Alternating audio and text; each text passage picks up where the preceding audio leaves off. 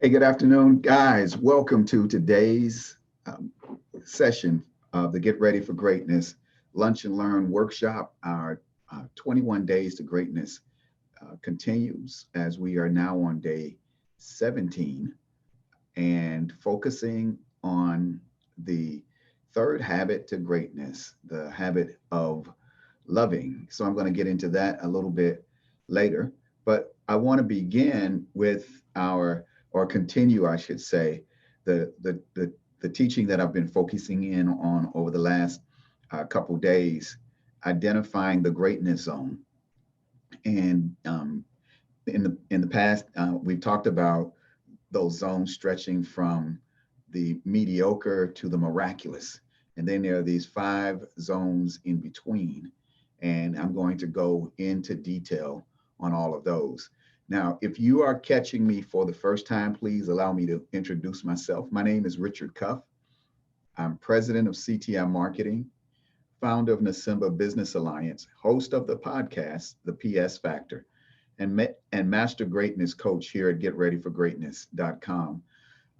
You are probably watching me right now live on YouTube through our YouTube live. So um, you can log on to richardcuff.com and that'll take you to the YouTube channel where you can see all of the lunch and learn sessions. And I'll begin to post the morning commutes, my unscripted morning commutes. I'll start posting those as well. We got a little bit of production lag with those to begin to put those days up.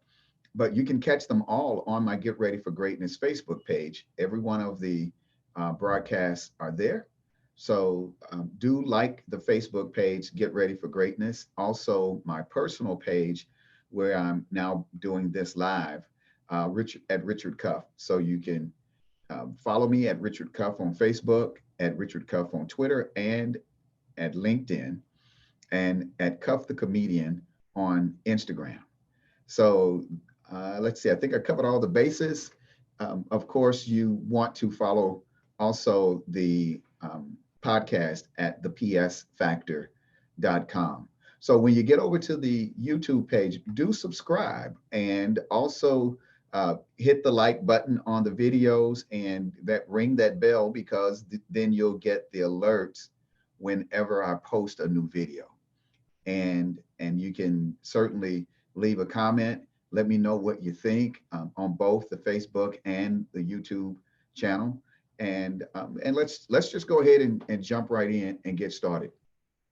So I am in, as I mentioned earlier, I'm on day 17 of the 21 days to greatness. And give me just a moment here. I'm going to share my screen. And now what we're going to begin to do, the PS Factor 21 Days to Greatness. By the way, if when you log on to getreadyforgreatness.com, you will be able to create a free coaching profile. And then that's going to give you the opportunity to just enroll for the 40-day program, which includes the 21 days to greatness. Originally, it was 30 days, but I extended it for another 10 days. That you will be able to try out the program. If you are not completely satisfied, if you don't believe that the information helped you out, if you feel like the 21 days to greatness was just a waste of your time and you're not going to get anything out of it, by all means, request a refund.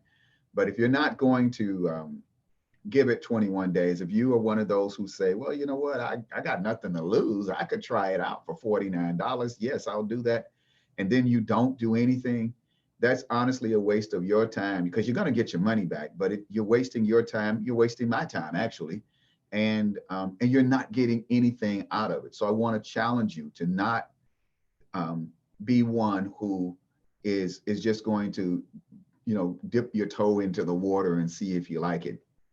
More than likely, you'll find what you're looking for if it's that you are looking for something to not like.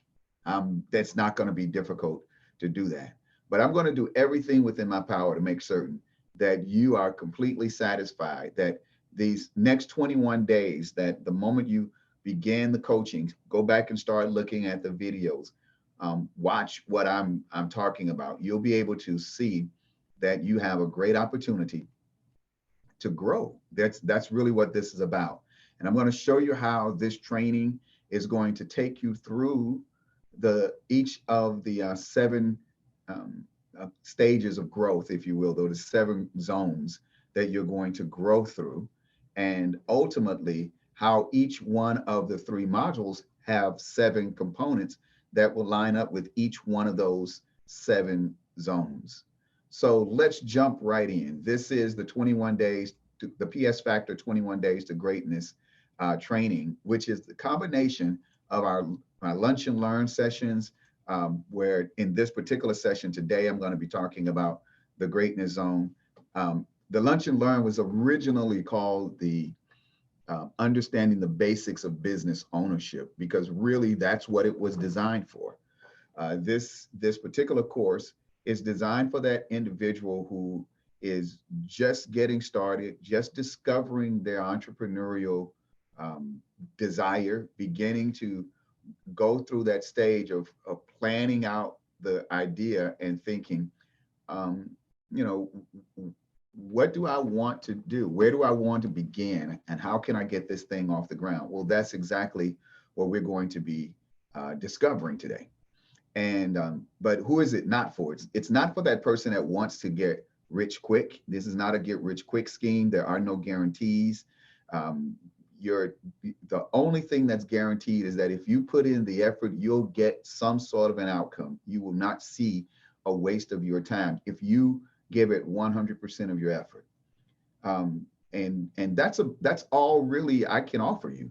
So I'm hoping that after you had an opportunity to go through the sessions, that this will be something that you'll want to share. Maybe you'll want to come back to it and take some notes, or watch it later on, or whatever you feel. And by all means, if you feel like you need to reach out to me, you can definitely do that through Facebook, by sending me a direct message, or getting over to the Get Ready for Greatness page and booking a free discovery call. Be glad to talk with you.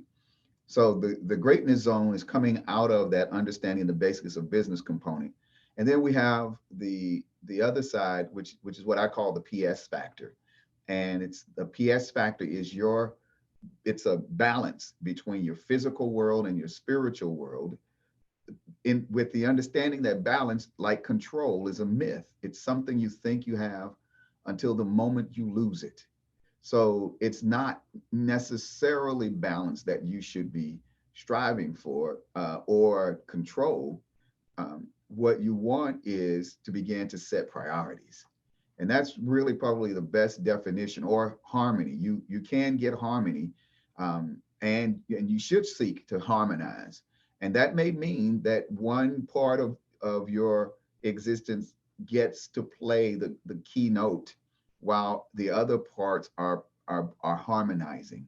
So not every note is the keynote, and only one note can be the keynote. So that's where the priority has to be set. Are you going to be playing in the key of C, or are you playing in the key of F? And or is this going to be a minor? How are you going to play? What is going to be the key note, the dominant key? And then everything else will fall into place around that. So the PS factor is your level of conscious awareness of your natural God-given ability to attract a successful outcome in any given situation. So let's get this thing rolling. This is the greatness zone. First, I want to talk about the greatness zone training and going into the 7 zones that we're going to be discussing. First, there is the mediocrity zone, and then there's the comfort zone. And then you have, after your comfort zone, you've got your fear zone. And then from the fear zone, you're going to be dealing with the knowledge zone. From the knowledge zone, we're going to go into the growth zone. And outside the growth zone is you're stepping into your greatness zone. And then beyond that, miracles begin to happen. So let's look at these zones and start in the beginning, where there is nothing. I remember my son, when he was 4 years old, on the way from picking him up at daycare. Man, he was a talkative one.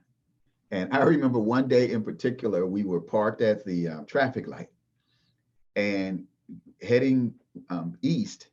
The moon is full because the sun is just about to set behind us. So the moon is the sunlight is reflecting off the moon, and it's just a big bright ball that's sitting up in the sky, and the sky is blue, and you can see the moon, and and I'm tired, y'all. It's been a long day. My son is sitting in the back seat. He doesn't notice the moon yet, and I'm thinking, I don't want to get into a lengthy conversation with this boy. I know that was a bad thing, right? That wasn't the best dad moment for me, but I'm just being real with y'all. I was not ready to open that can of worms and have a 4-year-old run off at the mouth for the 12 miles that it was going to take me to get home.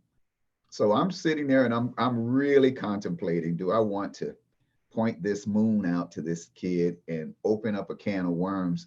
And so I'm going through my mind as I'm sitting there at the light. I'm going, he has asked me every question. He he knows it's not made of cheese. He knows you can't walk there. I mean, there's not possibly any question that he could ask me. So I felt safe. I said, Cameron, look out the window. Do you see the full moon? Do you see the full moon right there?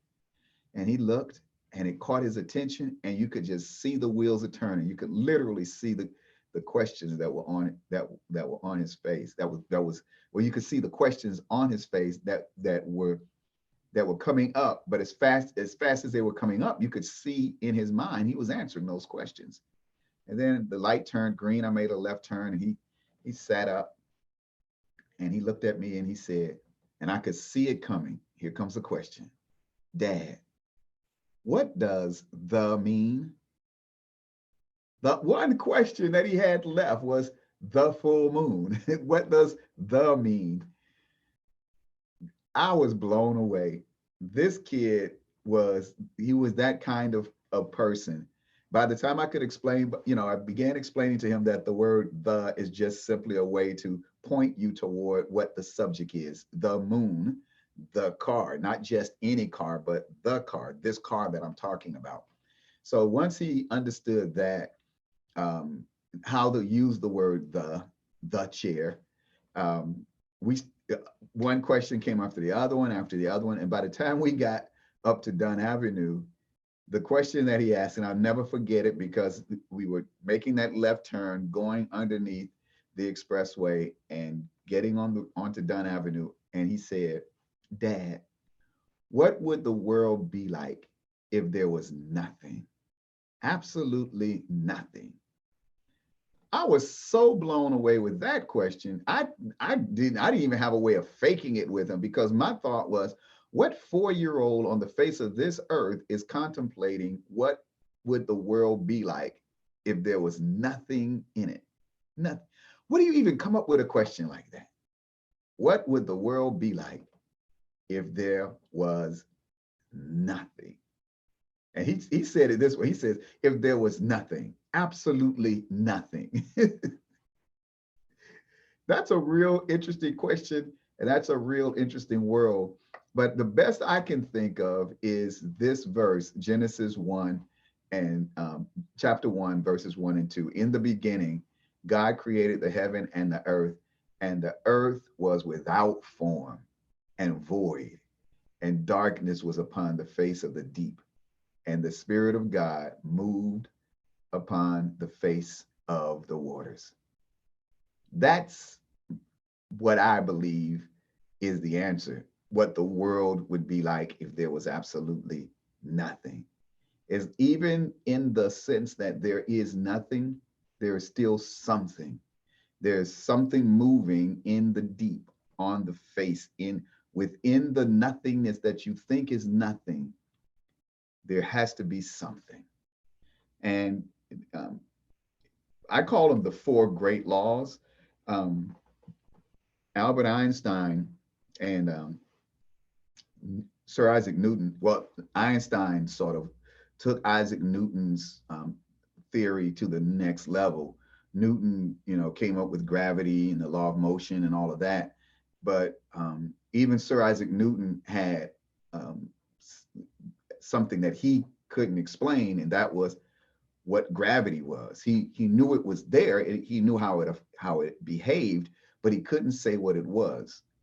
And Einstein had this theory that it's not immediate.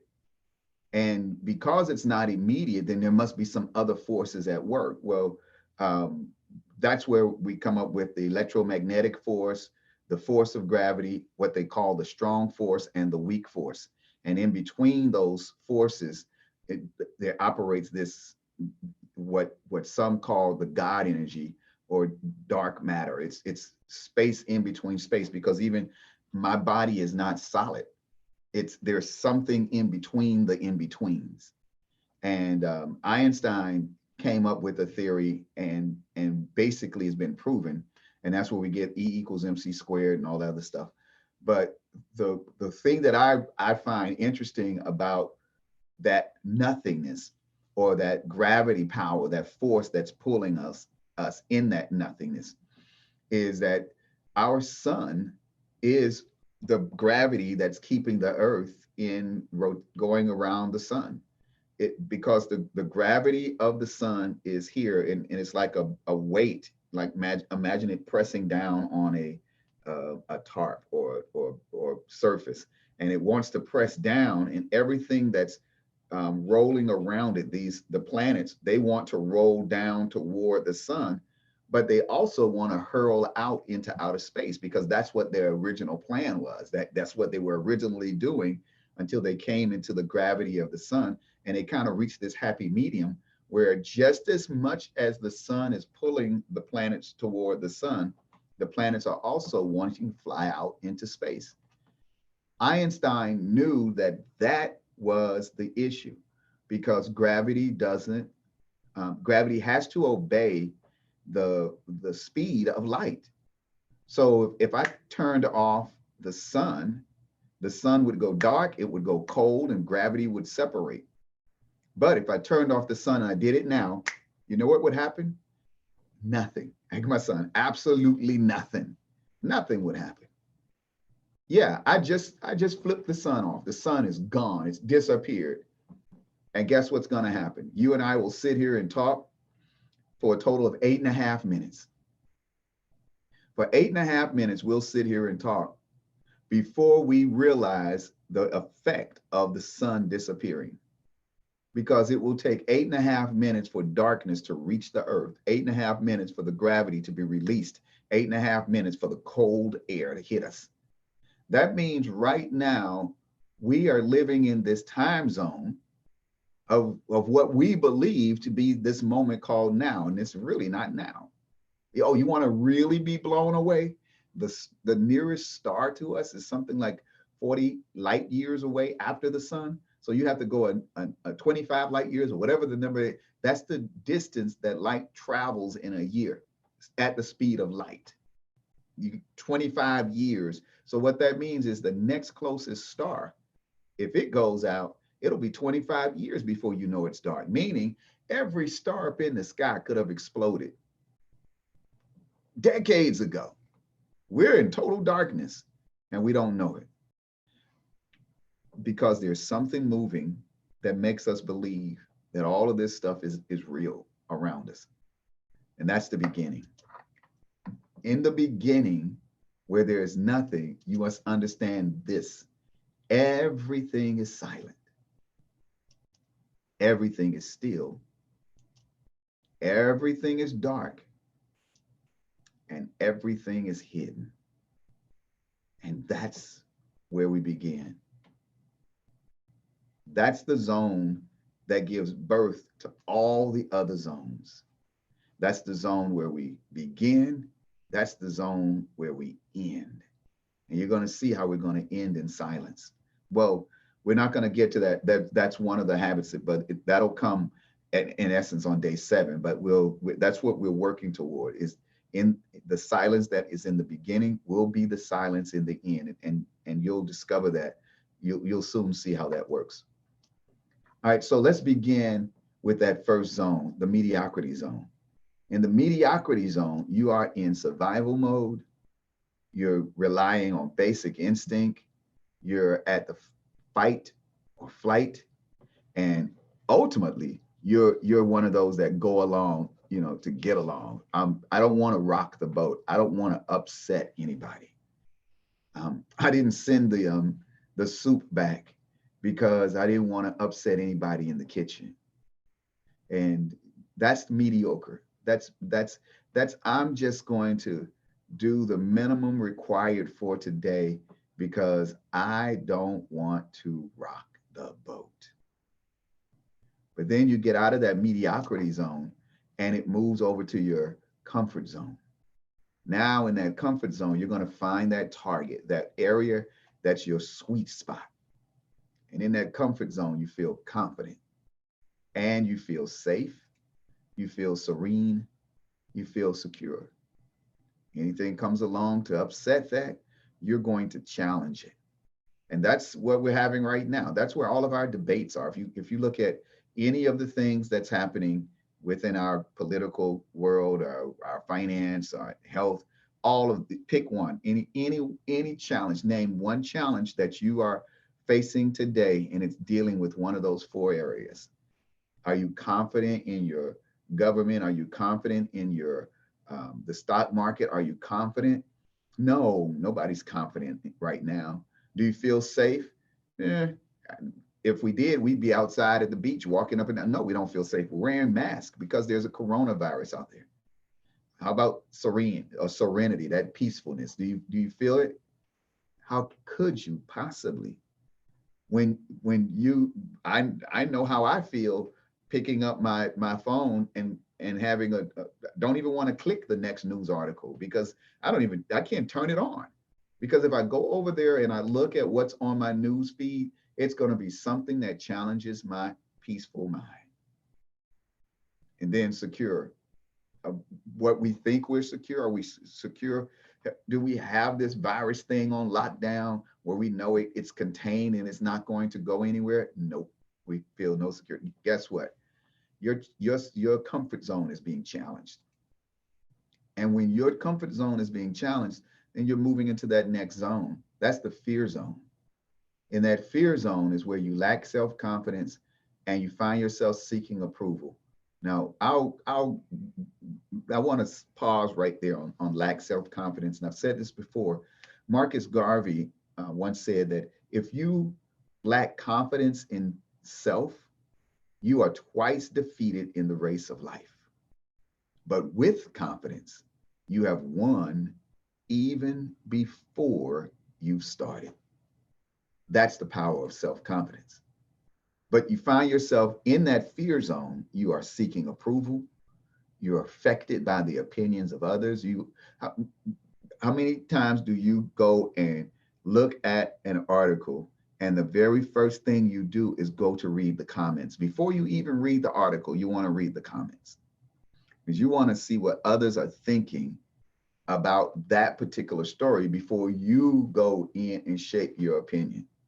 Oh, everybody else is saying it's a shame. It's horrible what happened. Okay, well now let me read it with that horrible, shameful thought. Or everybody says, read this, make this go viral. Now I'm going to read it with the thought of I got to read it to make it go viral because I want to share it. This is something I definitely want to share. Yeah, you're affected by the opinions of others. And in that fear zone, you find yourself looking for excuses.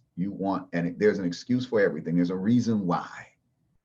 When you find that person that lacks self-confidence, they're seeking the approval of others, or on the other side of seeking approval, they are minimizing others, meaning I don't need your approval. I don't need you to tell me you're not worth my time. Let me put some silly name on you. Let me put something out there to diminish who you are. I call it maximize, minimize. When you minimize someone else while you maximize yourself. So minimize, maximize. I'm going to minimize who you are while I maximize who I am because why? I don't need your approval. Well, that's all those mind games are what are being played during that moment. Affected by others' opinions and finding excuses. Now, in the knowledge zone, this is where you learn from your mistakes. You start to deal with the challenges, you acquire new skills, and you find contentment. I've learned, I have the knowledge of wherever I am, therewith to be content. And there I start to grow. Now I move into the next zone, and that's the growth zone. And in this growth zone, I find my purpose. Then I began to set new goals, conquer my past, and I start to live my dream. Then I go from the growth zone and step outside the growth zone is the greatness zone. Now it's a totally different outlook in the greatness zone. The greatness zone is not necessarily an extension of those other four zones, and or the mediocrity zone, or the beginning, in that beginning darkness zone. It's of course it's within the beginning zone because it has to sit in that space, but it sits separately from those other four zones. Now it's outside the growth zone. It's this is the something that takes you beyond where you think is your legal limit. You thought this was as far as you could go, the growth zone, but then bam, something happens that pushes you outside. That's that. That's that surprise emotion that I'll talk about at the very end. But at this moment, you begin to look at what you're good at and overlay that with what are you passionate about, and then ultimately what is success for you. And right there in the middle, you find the common area where you can brainstorm, select the best option, and build your plan right there. That's your greatness zone.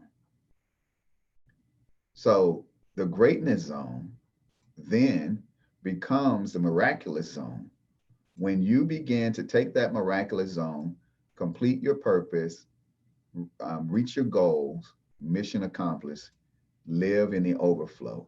That's now the miraculous zone right there in the middle. That's where you want to be. And from that, everything builds out. And now you are so far removed from mediocrity. Remember, mediocrity is like over here, beyond the comfort zone.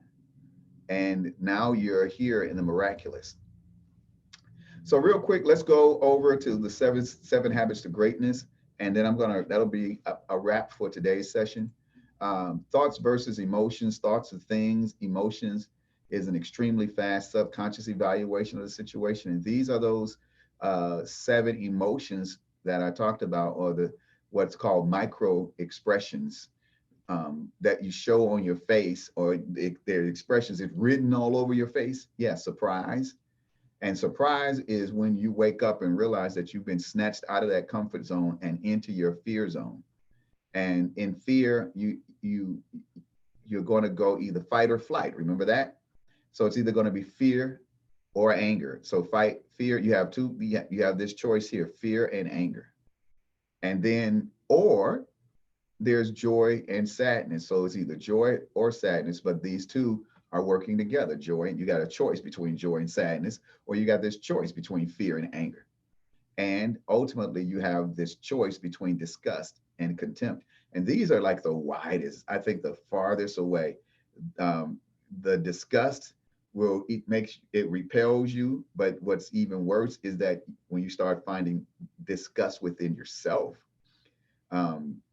there, I don't necessarily line up with this particular teaching, but there are those in church that are taught that I am but a filthy rag. Oh, amazing grace, how sweet the sound that saved a wretch. Not like me, but a wretch like the dude that wrote that poem, because he was.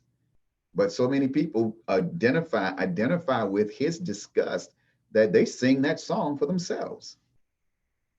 Amazing grace, how sweet the sound that saved a wretch like me. Really? What? How disgusting of a description of yourself. But that's what you are made to believe about yourself, because the other part, the other side of that coin is contempt. Hate yourself. And this hatred is this irrational hatred, like, and you heard about an irrational fear of nothing. And it's hatred for no reason other than hating. And there are people who go that route, full blown contempt, because they're not, certainly not going to be disgusted. They're not. How dare you want me to be disgusted over the fact that I have this heritage? This is my heritage. Hate. Right. So that's where those emotions go from. So remember that you're going to be not balancing now. Remember, balance is a myth, control is a myth. So you can't control these emotions. Crying only makes it hard to see. You're going to hear me say that a lot. Uh, so what you're going to do is make choices. You're going to prioritize. Are you going to place the priority on fear, or are you going to place the priority on anger? Are you going to place the priority on joy? Are you going to place the priority on sadness? Are you going to place the priority on contempt, or are you going to place the priority on disgust? Where's the priority going to be? Okay, so let's get into the 7 habits to greatness. This part of the course is developed to help you understand the significance of balancing quality relationships with an effective and efficient use of time. Also, you'll learn how to manage your physical and spiritual resources in order to reach your goals and achieve greatness. Now, we went over this quote by William Shakespeare. Some people are born great, some achieve greatness, some have greatness thrust upon them. The key is it doesn't matter how you come upon this level of greatness. Just know that greatness is within you, and it's that zone that we're trying to get to. Remember, we're from the mediocre all the way past growth and into that greatness zone. And then from the greatness zone, you're going to step into the miraculous. So this the whole concept about the 7 habits to forgiveness is to make forgiveness a habit. That's the habit number 1. Then Peter came to him and asked, Lord, how often should I forgive someone who sins against me? 7 times? No, 7 times 7, Jesus replied. Why? Because you should make forgiveness a habit. Here's the key. Is this not the fast that I have chosen? To loose the bands of wickedness, to undo heavy burdens, to let the oppressed go free, and to break every yoke. See, that whole concept of loosening, to loose the bands of wickedness, to undo heavy burdens, to let the oppressed go free, to break every yoke. That's what this forgiveness is all about. And there's another verse, 1 Peter 3:9. I'm going to actually add a slide a little later. But 1 Peter 3:9 says, not returning evil for evil or railing for railing, but contrariwise, be a blessing. For in this you were called so that you may inherit a blessing, meaning you were put in this situation. And that, although the word forgiveness is never mentioned in that verse, that's exactly the very essence of forgiveness, is releasing this thing, letting it go off of you so that you're not carrying the burden. And so what does it look like? The habit of forgiving, the habit of forgiving. It's these 4 things. It's breaking these bands off of you. It's undoing the burden. It's lifting this thing off of your shoulders. It's setting the number one who do you think is the number one captive in your lack of forgiving, your inability to forgive? Who is the person that's locked away in the prison? It's you. And that's what you're doing. You're setting this captive free and breaking the yoke, what that thing around your neck, that thing that makes you who you are, because it's got you around the collar. And like, and I even hesitate to say puppet on a string, because it's not even about strings. It's literally a yoke that got you like this. Because every time that person shows up, that's what you're feeling. You're replaying that thing in your mind. Ultimately, what are you going to do? Inherit a blessing. That's the beautiful thing about it. And that takes you to habit number 2, the habit of releasing. Releasing those bad memories, releasing the failed attempts, releasing the past hurts and unhealthy relationships. But you know what? Also releasing past successes. Yeah, letting the good things go. Holding on to a a bad thing too long is just as bad as holding on to a good thing too long, especially when holding on to that good thing does not allow you to set yourself free. And you guys have seen that, heard that story about how there are these uh, this tribe in Africa that hunts and they catch monkeys. They drill a hole. They dig the hole in the wall, or they find into a tree, and they put the nuts into the tree so that the monkey can see them. But they're enough for him to stick his hand in, and he'll stick his hand in, get a handful of nuts, and then he can't get them out. And then when the hunter runs up on the monkey, rather than let the nuts go and pull his hand out and run away, he's trying to get his hand out with the nuts in his hand, and he doesn't let go. That's that's those nuts are a good thing, but because he's holding on to them, it's keeping him locked there where he is. This is the habit of releasing, just letting it go. So the habit of releasing. Habit number 3 is what we're focusing in on today, and that's the habit of loving. So loving yourself, and it's a it's a process, and under the habit of forgiving, you find a gentle, sweet forgiveness of yourself and others, and then the habit of releasing is really permission to prosper, permission to be all that I was called to be, to be who you really are. That's what releasing does. It sets you free, but that can't happen without forgiving. And then you get to this habit of loving where you begin to trust in your own essential goodness. Everything that's within you is good. You now can look at yourself and love your potential. And now, because you're loving yourself, you're loving your potential, you can love others without judging. And that will bring us up to tomorrow. Tomorrow, we're going to talk about the habit of giving. But I want to end here for today with the habit of loving yourself, loving your potential, loving others without judging.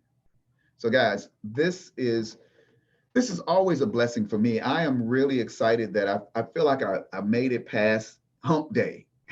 I'm telling you, this was a challenge for me to be committed to do this thing for 21 days straight.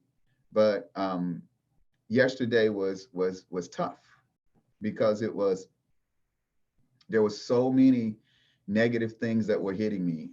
There's one of my Facebook friends posted, and I have the post on my page. You can read it, but he was sort of signing off from Facebook, but before he left, he kind of gave an explanation as to why, because it was just all of the negative stuff that's out there. And the reality that, 19 years we fought the Vietnam War. It lasted from 55 to 70, mid 55 to 75, somewhere up in there. But at the heat of it was 1965 for us, when we got really involved and started bombing and sending troops over there.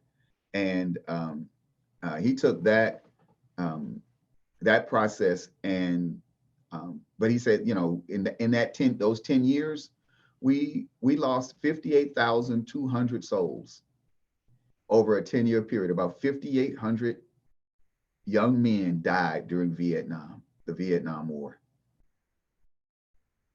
That's 19 years of war, 19 years, 10 years of our involvement. And we lost a total of 58,000 souls, and it had people protesting all over the country till Nixon and pulled the troops out and ended the war.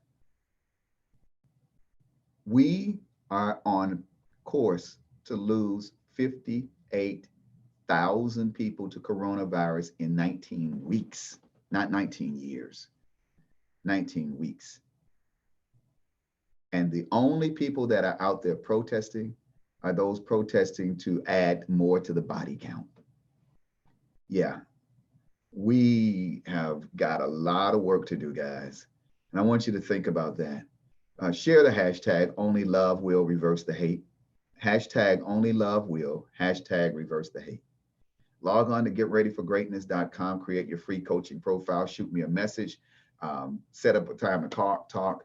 Guys, you can find me Facebook, Twitter, Instagram, Facebook, Twitter, and LinkedIn at Richard Cuff, Instagram at Cuff the Comedian, and just leave a message on Facebook or richardcuff.com. That's the YouTube channel. And guys, tomorrow we'll do this all again. I just am excited about what's to come. If any of this touches you, if you have any thoughts, want to share your thoughts, do so in the comments. And I look forward to hearing your feedback. Till tomorrow, guys.